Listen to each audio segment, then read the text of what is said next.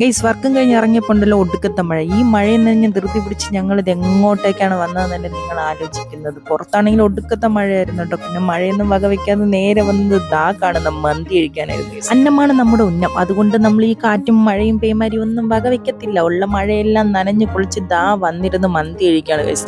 ഇതുപോലത്തെ സൈക്കോ നിങ്ങൾ എവിടെയെങ്കിലും കണ്ടിട്ടുണ്ടോ? ഉണ്ടെങ്കിൽ കമന്റ് ചെയ്യണേ.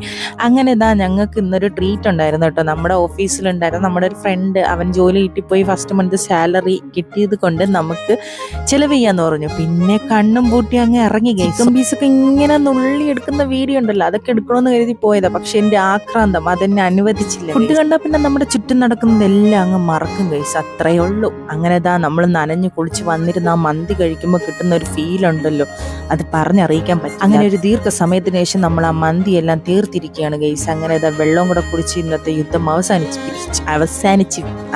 അത് തന്നെ. അങ്ങനെ ഞങ്ങൾ പുറത്തിറങ്ങി കുറേ നേരം സംസാരിച്ചൊക്കെ ഇരുന്നു. തിന്ന ക്ഷീണമൊക്കെ മാറ്റണ്ടേ. അങ്ങനെ നമ്മൾ കണ്ടവരെ കുറിച്ച് 10 നുണയൊക്കെ പറഞ്ഞതിന് ശേഷം ചെക്കൻ ഒരു കുഞ്ഞ് ഗിഫ്റ്റും കൂടെ കൊടുത്തിട്ടുണ്ടായിരുന്നു കേട്ടോ. അങ്ങനെ അതൊക്കെ ഓപ്പൺ ചെയ്ത് നോക്കി ലാസ്റ്റ് സെൽഫി വീഡിയോ ഒക്കെ എടുത്തിട്ട് ടാറ്റ ബൈ ബൈ സീ പറഞ്ഞു പോയി.